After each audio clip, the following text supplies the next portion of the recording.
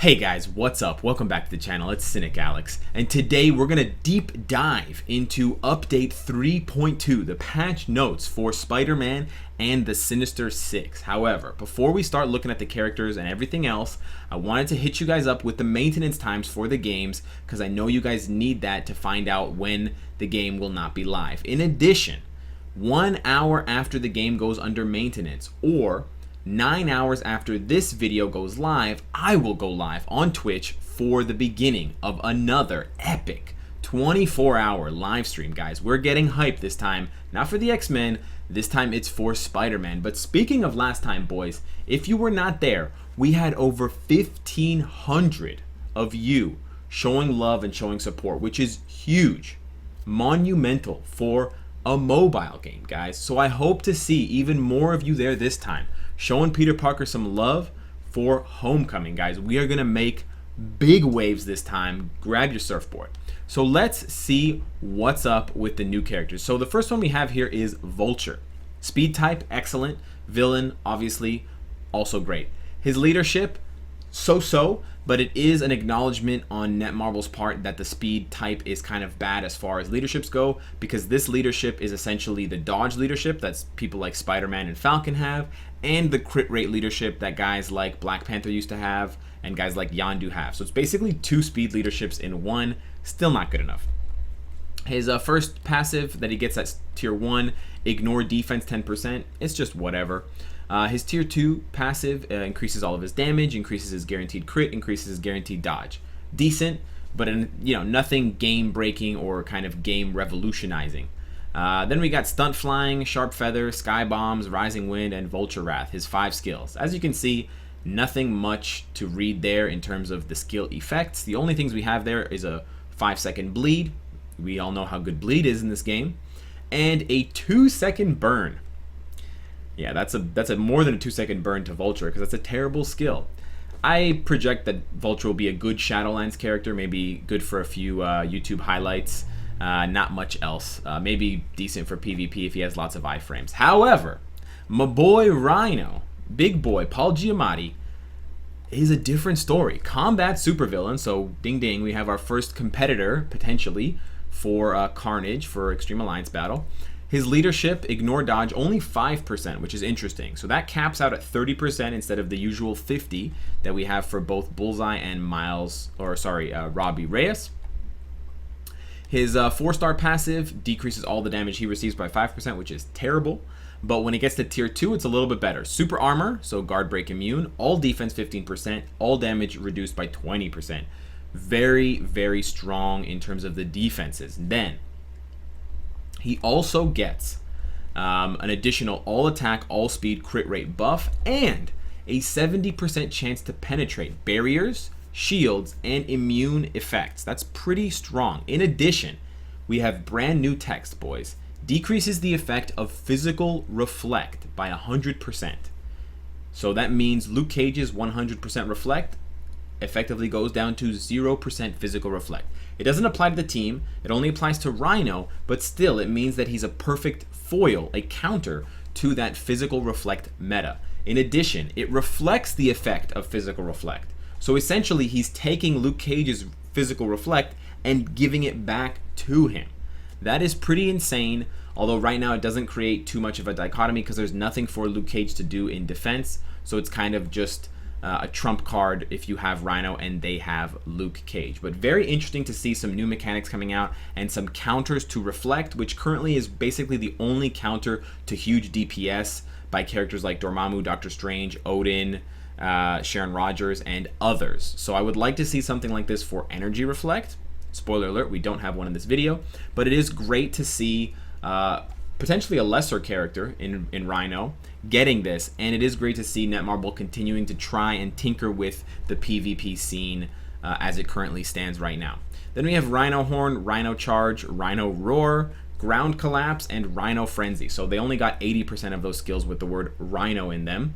National Geographic probably wants an editorial. But we have some interesting effects here. Rhino Charge gives a guard. Now, whether this is a refreshing guard because it's such a low number, we'll have to see, but one hit for 2 seconds is pretty bad. from face value. Keep in mind it's a level 1 skill. Rhino Roar gives physical attack up to 30%, which is good. And then Rhino Frenzy gives a 2-second stun. Really, the thing to write home about as far as Rhino is that physical reflect and the damage reduction. He could become a very intense tank as far as PvP is concerned.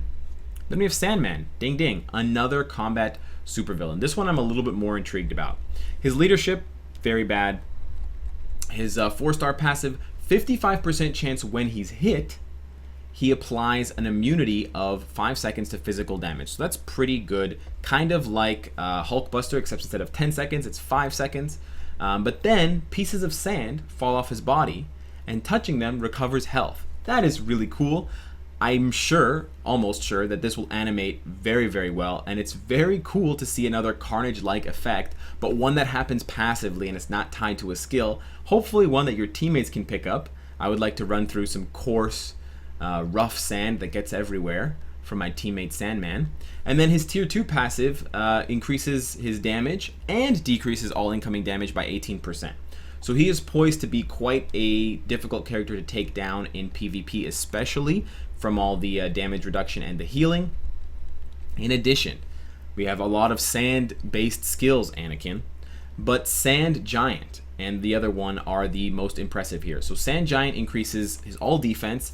It gives him super armor, so it's that guard break immune. It increases his character size by 30%. I love skills that animate the size. I think it's very cool.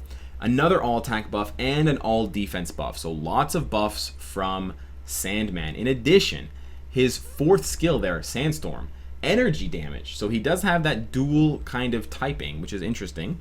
It might also be an iframe because it's a Sandstorm. And then Sandwave applies to self 50% chance to be immune to all damage for 4 seconds on a 15-second cooldown. That drops down to 7.5 seconds. In addition, that's a level 1 skill, so it could bump all the way up to 100% chance at level 6, which is great. Pleasantly surprised with Sandman currently. Kraven, on the other hand, not too happy with him. Speed is great, villain is great, and that's where it ends. Leadership, quite terrible. I don't understand how they give this leadership to Kraven and they give Vulture essentially double the leadership, because 2% is a joke. 12%, wow, that's something, all right. That's a level, that's a 2-star obelisk. Good job, Kraven. His predatory passive, 30% chance when he's attacking. You know something's going to be good when it starts off with a 30% chance when you attack. Decreases enemy defense. So he's got Lash's 2-star skill on his 4-star passive. Guys, it's up to 25%. Remember, Beast's buff skill on his 5-star only gives a 70% all defense buff. So this could almost take down that buff with a 30% chance. Just amazing. Yeah, so that's not very good. Spirit of the Hunt sounds cool, isn't. Ignore dodge 20%, guaranteed crit rate 25%, skill damage, bonus damage, whoop-de-doo. Really not that great. Better than most speed characters, I would say. Better than Sin, yeah. But that's, that's the competition you're in the speed class. Hunter's Tactic, Poaching, Beast Call, Trap Snare, Apex Predator, boring. Bind for 3 seconds, whoop-de-doo. Stun for 3 seconds, Shadowland. Yeah, it's got Shadowland written all over it. Not very impressed. Even 4 iframes is not going to save this guy from irrelevance, essentially. Lizard, on the other hand, very cool. I like how Netmarble makes the speed characters bad and the combat characters good. At least that's so far. His leadership, physical attack, pretty useful. Reptile regeneration, your boy called this one. When HP is below 75%, which is quite a high number, 3% over 2 seconds. So that is 6% of his HP. And it's a cooldown of 5 seconds. But then Cold-Blooded, his tier 2 passive, buffs that effect by 25%. So he recovers almost 4% HP. And its duration by 20%, which adds an extra half second to the duration. So that is quite strong. He's got a decent sized heal on just a 5-second cooldown. With an invincibility obelisk, that is going to make him quite difficult to take down. But in addition to that, he's got some cool skills. We'll ignore the first 2 and we'll focus very delightfully on Toxic Spit. As you're guessing, it deals poison damage. So we finally have another character in the game who deals poison damage. Why it wasn't Kraven, I don't know. But hey, Green Goblin, you got a friend in me. In addition, it increases attack speed and his physical attack all the way up to 30%, presumably, which is not bad. And then his 5th skill, Reptile Instinct, quite interesting. He decreases damage that he receives, and that potentially goes up to 30%, which is strong when paired with his healing factor. It also increases his attack speed, crit rate, and his character size, and then again his attack and his all defense. So he gets super beefy and heals and takes less damage. Might be a competitor in certain arenas, considering he's going to also be, ding ding ding, a combat supervillain, but we'll have to wait and see. Mysterio, on the other hand, whose face I shouldn't see, but I can, is a blast type. The only blast type from this update. No, we don't have any universals, just like last update, and I'm fine with that. Brilliant performance. The leadership is pretty bad, but we're still getting these, so I can't really complain. Stage Spectacle, however, is quite good. When he attacks, on a 10-second cooldown, he silences for 3 seconds. Now, that's very strong for PvP, especially if there's no activation rate percentage, which I'm assuming there isn't based on the text. That means there's a 100% chance when you start your conquest fight and they run at each other, Mysterio, another M character with a cape, is going to silence the team for 3 seconds. That gives you basically 3 seconds of CC to punish them while they can only do basic attacks. That's extremely strong. It counters everything except passive effects. It doesn't really counter Doctor Strange's time freeze necessarily, but it counters things like Dormammu. Potentially Odin if he's trying to do something after his 3rd skill. So that's very, very cool as long as Odin's not the leader. It's still weak to debuff, but I like the extra, focus on silence. I think it's very cool and it fits the character. Then his tier 2 passive increases mind damage, important, all attack, all defense, all speed. Very large buffs. Then it also buffs his summons. We'll get to that in a minute. Here we go, Bat Frenzy. From the trailer, if you haven't checked it out, the top of this link looks very cool. Love to see bats in the game. Also, notice every skill deals mind damage. Very important. Those obelisks now are more useful than before. The ones I want you to focus on here are Misdirection. 30% of the summoner stats is trash. That's hopefully going to go up past 80%, but we're projecting 80% of his stats. Anywhere short of 120 is probably bad. Even 100% of the summoner stats is just not enough. They'll probably die too fast. You can look at things like Sister Grimm's summons. She's a blast character as well. You can look at Clea's summons. Probably going to have similar stats to those two characters. Just not really going to cut it aside from the DPS. The damage might be good. Sleight of Hand, on the other hand, sounds very unique. It deals damage, but it says either a parachute bomb, minion, or meteor will appear and attack the enemy.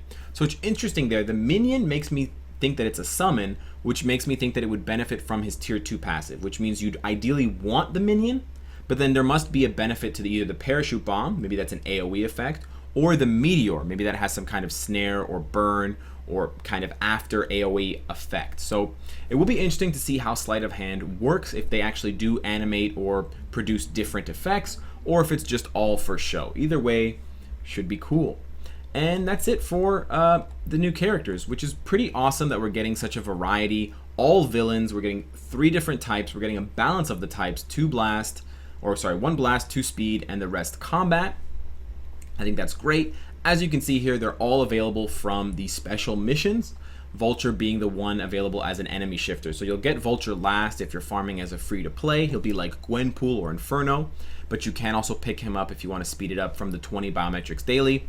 It doesn't say anywhere that you can't use tickets on them, so feel free to rank them up, mega tier 2 them, mega dinosaur them, whatever you want to do. 3 new uniforms added, and this caused quite a bit of a reaction from the community. I know my Twitch bros lost it when they saw this first uniform, and I'm a little bit more tempered in my expectations, but I can understand why, from a fan's perspective, this is a beloved moment. Anti-Venom, boys. Venom might be getting his day, but we'll have to wait and see. The uniform effect, 30% chance when hit, pretty low.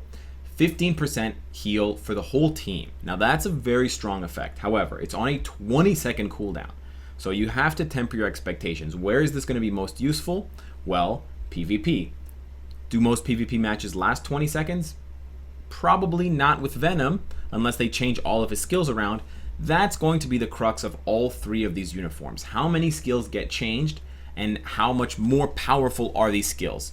We know that Venom needs a rework top to bottom. So if this uniform doesn't change at least 3 skills, I'm probably going to call it a don't buy right out of the gate. If it changes 4 or 5 skills, it might be a must buy. But based just on the look and just on the few short animation clips we got, Netmarble did put some some work into this uniform. Then we got Vulture's Homecoming uniform, which deals extra damage to superhero types. I like this theme. I like it on Yellow Jacket. Looks very cool. Then we have Spidey's Disappointment. We know this is from Homecoming, and it increases his dodge by 25%. Yes. His Durango goes up by 25%. Pretty bad, but we've seen the skill changes, at least one, so that's very, very strong. I don't know. I don't think this is going to put him over the top for speed hero Extreme Alliance battle. I think that the uniform bonus would probably need to give him some kind of damage bump, to skill and bonus damage, or something to do with a damage proc effect. Because it doesn't, I don't see Spider-Man out DPSing Kid Kaiju and Hyvo, but I could be wrong. Little bit disappointed with the uniforms from top to bottom, but we do have to see how they perform in game.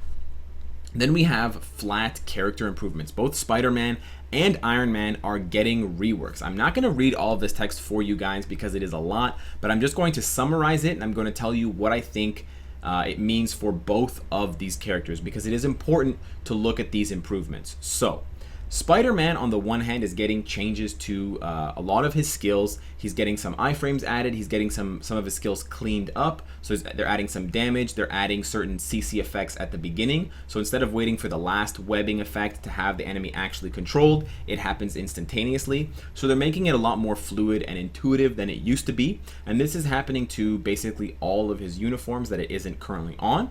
So it does add additional value to all of his old uniforms, whether you have Renew Your Vows or Civil War or All New, All Different.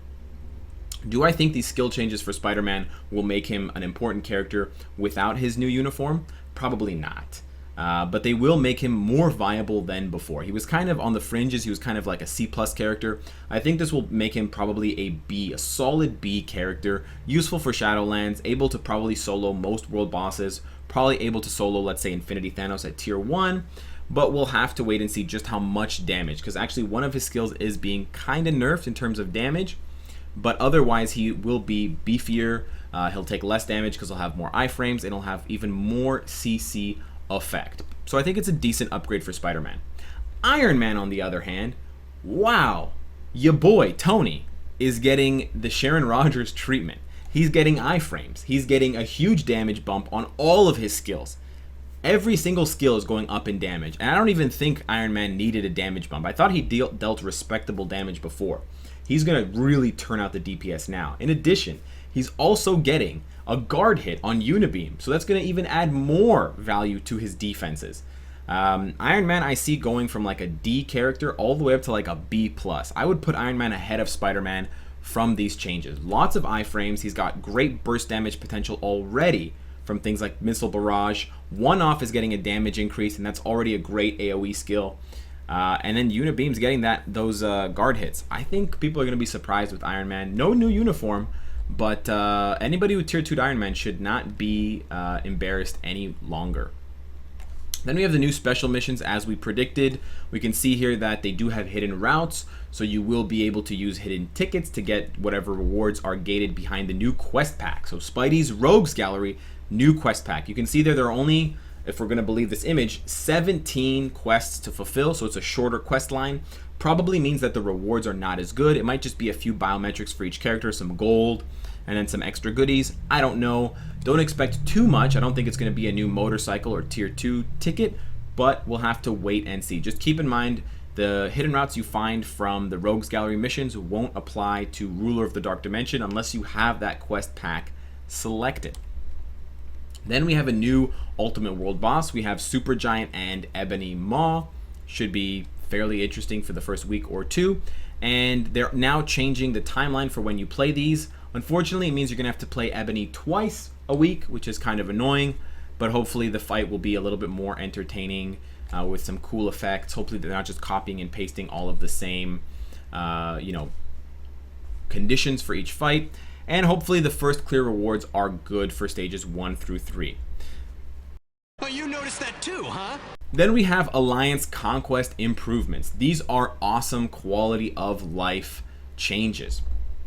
They're changing the management for how you select your characters and you switch them around, which is great. More importantly, they're changing the authorization. So all Class 1 players in an alliance will now be able to use the buffs for each wave, which is fantastic. It makes Conquest a lot more of a team effort because you're not depending on your one leader to do everything for you in terms of the buffs. I think that's great. It's going to require more coordination, but less onus on one person to do all of the logging in and all of the kind of organization. I think this is a fantastic quality of life change. I know everybody in my alliance and some other alliances I've talked to are very happy about this, and for good reason. It's really going to make Conquest more competitive, and it's going to require more strategy now because you always have to expect the bombs or the strafes, the shields, and the buffs from any player, because any Class 1 character could be on at any time. In addition, the new user game mode is being improved, which looks very cool. I like the little bubble above Black Panther's head. I think that looks awesome. Should make for an exciting kind of revisit to the tutorial one of these days. More importantly, the hero's journey or the journey of growth is being improved. And this is pretty funny because originally, for the longest time, we have been telling players skip the hero's journey. It's garbage. It just gives you one of a few really bad 6-star characters. Just ignore that and then wait for the journey of growth to trigger, and then you'll be able to select almost any character, and that's usually Sharon Rogers, which is interesting who they put here as the upgraded character. Now they're making the hero's journey, which is the default first mission quest pack that you do in the game as a new player. They're making the hero's journey expanded, and they're basically allowing you to choose almost any character except, of course, native tier 2s, Black Order, X-Men, stuff like that. In addition, they're giving you this list to choose from, which is a lot cooler than the list before, because before it was the biometric selector list, which looks kind of like a box. It's kind of screwy. And they're giving you not only the percentage of people who chose it, but also the recommended characters. And I can't argue with Netmarble's choice here, guys. You should definitely be picking Sharon Rogers, and if you didn't and you're playing within the last 24 hours, restart your game and give Sharon Rogers a roll. But don't restart your game just yet because there are more improvements to the new player experience. Some other changes that they're doing as well has to do with assembly points, has to do with co-op and stuff like that, has to do with Mcron crystals and Phoenix feathers. You guys can read this on your own. More importantly, for the Epic quest, and I know a lot of people have been asking for this, so good job for getting this changed. You will now be able to see how many bios you have left on the main page for all of the X-Men, so you don't have to go into each individual page to see that. You'll be able to use clear tickets to clear them, and you'll be able to change around notifications for which ones and which pop-ups you get for different game events, which is great.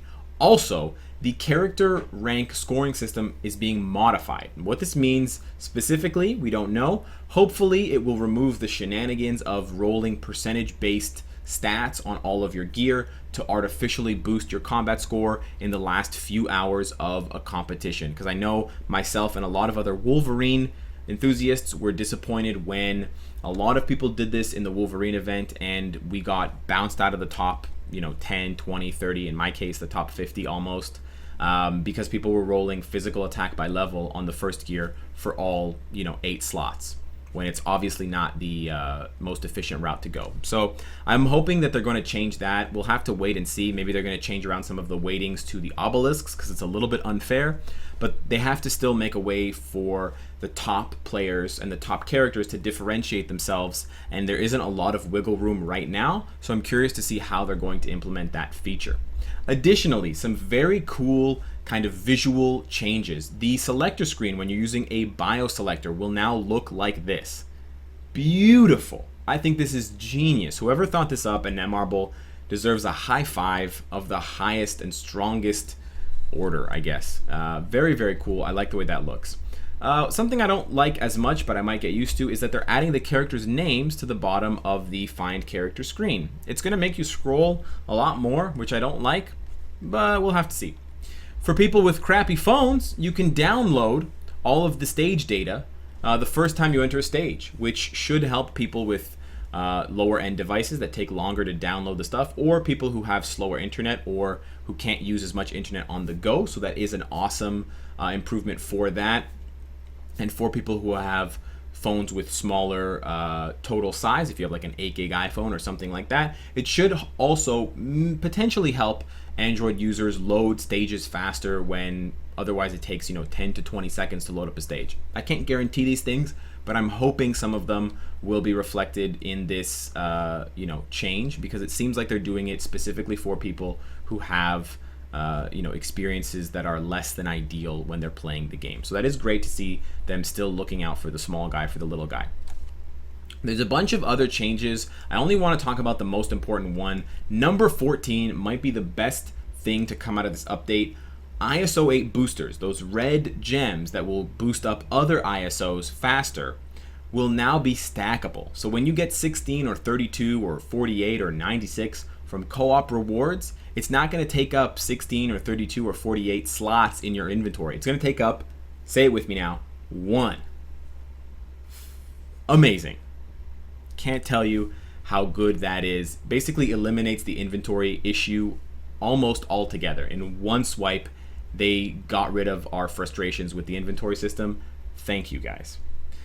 What's a little bit frustrating is that Rogue's leadership is being changed. Apparently there was a bug and it wasn't working properly, so instead of fixing the bug, or maybe perhaps they can't fix the bug, they're just changing it to an all defense leadership. Rogue goes from having some semblance of uniqueness to having almost none. She's still useful for her immunity, her iframes, and her debuff, but less useful now. Hopefully they can fix it and reinstate it into the game, but we'll have to wait and see. In addition, for those of you that I told, if you just started the game about 24 hours ago, if you just picked up this game brand new and you're watching my video, thank you for being here and thank you for staying this long into the video, but you should restart your game after the update goes live. Why? Because if you finish chapter 3, and if you're not there yet, wait, because you will be awarded with 5-star Iron Man, 5-star Black Widow, and 5-star Captain America. I don't know when during chapter 3 that is, but probably by the end of 1, 2, and 3, that would make the most sense. So that's why you should make the most out of your gameplay and get those rewards when they go live with the new update, which is great. So I hope you guys liked the analysis of the patch. Let me know in the comments what you think and how hyped you are for Homecoming and the update with the Sinister Six. I hope to see all of you guys there on Twitch. That would make me just super happy to see all the bros showing support and getting excited for this update and seeing what everything has to offer. And of course, guys, if you like what you see, I hope to see you again tomorrow and tonight on Twitch. Take care.